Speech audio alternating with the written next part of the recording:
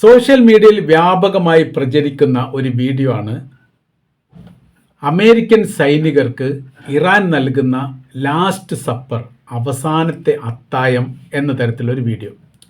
ഇത് ഏത് തരത്തിലാണ് നിർമ്മിക്കപ്പെട്ടത് എന്നതിനെക്കുറിച്ചൊക്കെ വിവരം അജ്ഞാതമാണ്. ഇതിന് ഔദ്യോഗിക പരിവേഷം എന്തെങ്കിലും ഉണ്ടോ എന്ന് ചോദിച്ചാൽ ഉണ്ടെന്നോ ഇല്ലെന്നോ പറയാൻ വേണ്ടി പറ്റില്ല. പക്ഷേ അത് അന്താരാഷ്ട്ര മീഡിയകൾ അത് ഏറ്റെടുത്തു, പത്രങ്ങൾ ഏറ്റെടുത്തു, അത് വലിയ തരത്തിൽ ചർച്ച ചെയ്യുകയാണ്. പറയുന്നത് സൈനികർ ഇറാനിലേക്ക് പ്രവേശിക്കുന്ന സമയത്ത് അവസാനത്തെ ഒരു അത്തായം കൊടുക്കും, അതോടുകൂടി അവർക്ക് തിരിച്ചു പോകാൻ പറ്റാത്ത വിധം അത് അവസാനിക്കും. പെട്ടിയുമായിട്ട്, ശവപ്പെട്ടിയൊക്കെയാണ് ഉദ്ദേശിക്കുന്നത്, അതുമായിട്ട് വരുന്നതാണ് നല്ലത്. ഇവിടെ ശവപ്പെട്ടി ഈ ഏരിയയിൽ കുറവാണ് എന്ന തരത്തിലൊക്കെയാണ് അതിൻ്റെ ഓരോരോ തുടർ റിപ്പോർട്ടും അതിൻ്റെ വീഡിയോ കാര്യങ്ങളൊക്കെ പോയിക്കൊണ്ടിരിക്കുന്നത്. അതിനവർ പറയുന്ന കാര്യം ഇങ്ങനെയാണ്: നിങ്ങൾക്ക് എണ്ണിയാൽ മനസ്സിലാകാൻ സാധിക്കുമോ ഗസക്കകത്ത് ഇസ്രായേലി സൈനികർ എത്ര പേർ വന്ന ശേഷം തിരിച്ചു പോയിട്ടുണ്ട് എന്ന്. വരവിൻ്റെ ഉഷാറ് പിന്നീട് ഉണ്ടാവാറില്ല, തിരിച്ചു പോയവർ തന്നെ എത്രത്തോളം ഉണ്ട് എന്നുള്ളത് കൃത്യവുമല്ല. ഇതിൽ നിന്ന് മനസ്സിലാകുന്നത് മരണത്തിന് വേണ്ടിയിട്ട് ഗസയിലേക്ക് പ്രവേശിച്ച സൈനികരുടെ എണ്ണം എത്ര എന്ന് മാത്രമേ ചോദിക്കേണ്ടതുള്ളൂ എന്നുള്ളതാണ്. അതിനേക്കാൾ ഭീകരമായിരിക്കും ഇറാനിലേക്ക് പ്രവേശിക്കുന്ന സമയത്തുണ്ടാകുന്ന സ്ഥിതികളും യാഥാർത്ഥ്യങ്ങളും. അത് അനുഭവിക്കാൻ വിധിക്കപ്പെട്ട അമേരിക്കൻ സൈനികരെ നിങ്ങൾക്ക് അവസാനത്തെ അത്തായം ഞങ്ങൾ നൽകുന്നു. അത് യേശുക്രിസ്തുവിന് അവസാന അത്തായം നൽകിയിരുന്നു, അതിനൊക്കെ ഉപമിച്ചിട്ടാണ് പറയുന്നത്. അത് നിങ്ങളുടെ ജീവിതത്തിലെ ലാസ്റ്റ് സപ്പറാണ്, പിന്നെ അങ്ങനെയൊന്നും ഉണ്ടാവില്ല.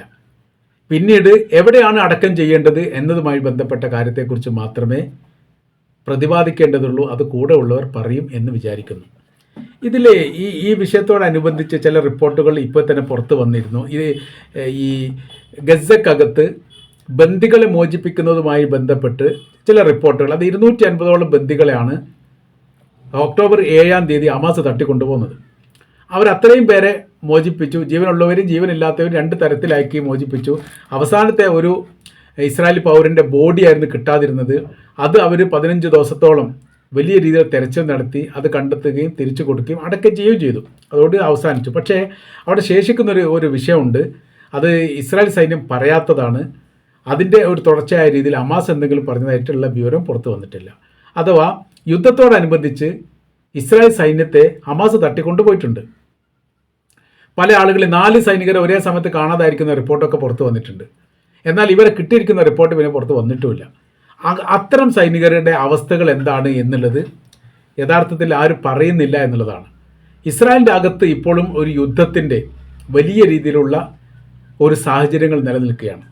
അപ്പോൾ ഇറാൻ ഏത് സമയത്തും ആക്രമിക്കും എന്ന് ഏറെക്കുറെ അവർക്ക് ഉറപ്പാണ്. അപ്പോൾ അതിനോടനുബന്ധിച്ചിട്ട് എല്ലാവരും ഭയവിഹലരായിട്ട് നിൽക്കുകയാണ്.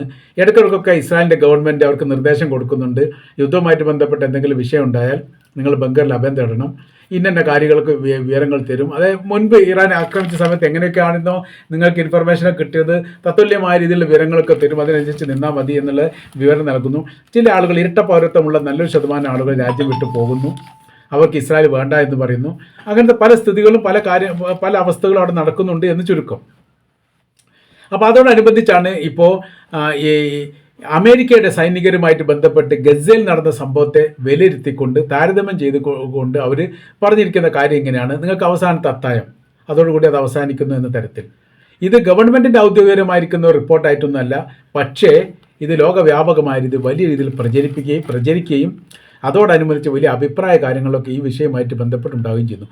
വലിയ പ്രതീക്ഷയിലും വലിയ ആത്മവിശ്വാസത്തിലും ഇറാൻ ആകുന്നത് എന്തുകൊണ്ട് എന്നുള്ളതാണ്. സദ്ദാം ഹുസൈൻ തന്നെ യുദ്ധവുമായിട്ട് ബന്ധപ്പെട്ട അവസാന ഘട്ടത്തിൽ വല്ലാത്ത രീതിയിൽ, അത് യുദ്ധം ആരംഭിക്കുന്നതിന് തൊട്ട് മുൻപ് വല്ലാത്ത അവസ്ഥയിൽ അയാൾ പ്രയാസപ്പെട്ടു പോയിട്ടുണ്ട്. അങ്ങനെ യുദ്ധം അവസാനിപ്പിക്കാൻ വേണ്ടി ചില ഫോർമുലകൾ അറേബ്യൻ രാജ്യങ്ങൾ മുഖാന്തരം അമേരിക്കൻ പ്രസിഡന്റ് ജോർജ് ബുഷിനെ അറിയിക്കുകയും ചെയ്തിട്ടുണ്ട്. സാമ്പത്തികപരമായിട്ടോ അല്ലാതെയോ ഈ കുവൈറ്റിനുണ്ടായിരിക്കുന്ന നഷ്ടവുമായിട്ട് ബന്ധപ്പെട്ട എല്ലാ കാര്യത്തെക്കുറിച്ചും സാമ്പത്തിക നഷ്ടം തരാം എന്നുള്ള അതിൻ്റെ തുടർച്ചയായ രീതിയിൽ ചില നിബന്ധനകളും ചില നിർദ്ദേശങ്ങളുമെല്ലാം അമേരിക്കക്ക് മുൻപാകെ മധ്യസ്ഥർ വഴി വെച്ചിട്ടുണ്ട് എന്ന് അന്ന് പറയപ്പെട്ടിട്ടുണ്ട്. പക്ഷേ അതൊന്നും സ്വീകരിക്കപ്പെട്ടില്ല. പിന്നെ യുദ്ധത്തിൽ കയറി എന്ന് നമുക്കറിയാവുന്നതാണ്. സമാനമായ രീതിയിൽ അപ്പോൾ പറയുന്ന കാര്യം, ആ യുദ്ധ സമയത്ത് പിന്നീട് സദ്ദാം ഹുസൈനെ സംബന്ധിച്ചത് വലിയ പ്രയാസത്തിലായി. അദ്ദേഹം 8ഓളം കൊട്ടാരങ്ങൾ സദ്ദാം ഹുസൈൻ്റെതായിട്ട് ഇറാഖിലുണ്ട്. അത് ലോകോത്തര നിലവാരമുള്ള 4 കൊട്ടാരങ്ങളുണ്ട്. ലോകത്തെ കെട്ടപ്പിടിക്കാൻ മാത്രം അതിശക്തമായിരിക്കുന്ന ഈ മിസൈൽ ആക്രമണമോ ബോംബ് സ്ഫോടനമോ ഈ ബോംബാക്രമണമോ ഫലിക്കാത്ത തരത്തിൽ ഏറ്റവും നൂതന സംവിധാനത്തോടു കൂടി നിർമ്മിക്കപ്പെട്ട 4 കൊട്ടാരമെങ്കിലും ലോക നിലവാരത്തിലുള്ളത് ഇറാഖിലുണ്ട് എന്നാണ് പറയപ്പെടുന്നത്. 8 കൊട്ടാരത്തിൽ 4 അങ്ങനെയുള്ളതാണ്. അമേരിക്ക ആദ്യം തന്നെ ഒരു കൊട്ടാരത്തിന് നേരെയാണ് ബോംബ് സ്ഫോടനം നടത്തിയത്. അത് അപ്പാടെ തന്നെ ഏകദേശം പകുതിയോളം തകർന്നു പോയി. അത് പിന്നെ ഈ പറയപ്പെട്ട സുരക്ഷാ കൊട്ടാരമായിട്ട് ബന്ധപ്പെട്ടതല്ല, അതൊരു മുന്നറിയിപ്പായിട്ടാണ് നൽകപ്പെടുന്നത്. അപ്പോൾ അങ്ങനെ വരുന്ന സമയത്ത് ഈ സദ്ദാം ഹുസൈൻ പിന്നെ ഒളിവിൽ പോയി, അങ്ങനത്തെ കാര്യങ്ങളൊക്കെ നമുക്ക് അറിയാവുന്നതാണ്. അപ്പോൾ അവർ പറയുന്ന കാര്യം 5000-ഓളം സൈനികർ അന്ന് അമേരിക്കയുടെ കണക്ക് പ്രകാരം ഇറാഖിൽ വെച്ച് കൊല്ലപ്പെട്ടിട്ടുണ്ട്. അപ്പോൾ ന്യൂയോർക്ക് എയർപോർട്ടിലേക്ക്, അവരുടെ വാഷിങ്ടൺ എയർപോർട്ടിലേക്ക്, ഇൻ്റർനാഷണൽ എയർപോർട്ടായിരിക്കുന്ന ഈ അമേരിക്കയിലുള്ള ഏകദേശം 4-ലധികം എയർപോർട്ടിലേക്ക് വരുന്ന വിമാനങ്ങൾ ലാൻഡ് ചെയ്യുന്ന സമയത്ത്, അവിടെ ഇറങ്ങുന്ന സമയത്ത് കൂട്ടക്കരച്ചിലോടുകൂടി അമേരിക്കക്കാർ ആ വിമാനത്തിന് ചുറ്റുഭാഗത്തേക്ക് ഓടിപ്പോകുന്ന പല ചിത്രങ്ങൾ അന്ന് പുറത്തു വന്നിട്ടുണ്ട്. കാര്യം എന്ന് പറഞ്ഞാൽ മിഡിൽ ഈസ്റ്റ് കേന്ദ്രീകരിച്ചുകൊണ്ട് ഏതെങ്കിലും ഒരു വിമാനം അമേരിക്കയിലേക്ക് അന്ന് വന്നിട്ടുണ്ടെങ്കിൽ ഏറ്റവും ചുരുങ്ങിയത് 20 അമേരിക്കൻ സൈനികരുടെ മൃതദേഹമെങ്കിലും ആ വിമാനത്തിൻ്റെ അകത്ത് ഉണ്ടാകും എന്നതാണ്. അപ്പോൾ അത് ആരാണ് എന്ന് കണ്ടുപിടിക്കാനും തങ്ങളുമായിട്ട് ബന്ധപ്പെട്ടവരാണോ എന്ന് മനസ്സിലാക്കാനും വേണ്ടിയിട്ടാണ് കൂട്ടത്തോടു കൂടി എയർപോർട്ടിൻ്റെ അകത്തേക്ക് തന്നെ ഓടിക്കൂടുന്ന ചിത്രങ്ങളായിരുന്നു അന്നൊക്കെ പുറത്തു വന്നത്. ഇതെല്ലാം ഓർമ്മിപ്പിച്ചുകൊണ്ടാണ് ഇറാൻ പറഞ്ഞത്, എളുപ്പമായിട്ടില്ല അതും, എളുപ്പമാവില്ല ഇതും. അത് ഒന്ന് ഇറാഖ്, ഒന്ന് ഇറാൻ. ഇത് കുറച്ചുകൂടി കഠിനവും കുറച്ചുകൂടി പ്രയാസം അനുഭവിക്കേണ്ടി വരും. ആ രീതിയിലാണ് ഇതിൻ്റെ സംവിധാനങ്ങളൊക്കെ ഉള്ളത്. നിങ്ങളെ സംബന്ധിച്ചിടത്തോളം യാത്രാമൊഴി പറഞ്ഞുകൊണ്ട് ഇറാനിലേക്ക് വരണം. തിരിച്ചൊരു പക്ഷേ പോകാൻ സാധിച്ചിട്ടില്ലെങ്കിൽ അതൊരു ഖേദമായിട്ട് അവസാനിക്കരുത്. അങ്ങനെ മരണവുമായിട്ട് ബന്ധപ്പെടുത്തിയിട്ട് തന്നെയാണ് ഇറാൻ സംസാരിച്ചു കൊണ്ടേയിരിക്കുന്നത്. ഇത്രയേറെ ആത്മവിശ്വാസം ഇറാൻ എങ്ങനെ കിട്ടി എന്നുള്ളത് അമേരിക്കക്ക് പോലും ഭയമുള്ള കാര്യമാണ്. അപ്പോൾ അവർ അത്ഭുതപ്പെട്ടു പോകാണ്ട് ഇങ്ങനൊന്നും ഒരാൾക്ക് പറയാൻ വേണ്ടി സാധിക്കുകയില്ല, എന്നിട്ടും എങ്ങനെ സാധിക്കുന്നു എന്ന തരത്തിലാണ് അവരുടെ ആ സമീപന നിലപാടുകളൊക്കെ അറിയാൻ വേണ്ടി സാധിക്കുക. ഇത് വലിയ തരത്തിൽ ചർച്ച ചെയ്തതോടുകൂടി ഇറാനുമായിട്ട് ബന്ധപ്പെട്ട് അവരുടെ സൈനികമായിരിക്കുന്ന പരേഡുകൾ ഇതിനിടയ്ക്ക് നടത്തിയിരുന്നു. അപ്പോൾ റഷ്യ ഇതിലെന്തെങ്കിലും പങ്കാളിത്തം വഹിക്കുന്നുണ്ടോ, ചൈന പങ്കാളിത്തം വഹിക്കുന്നുണ്ടോ എന്ന കാര്യമൊക്കെ ഇപ്പോൾ ഈ അമേരിക്കയുടെ ഇൻ്റലിജൻസ് അന്വേഷിക്കുകയാണ്.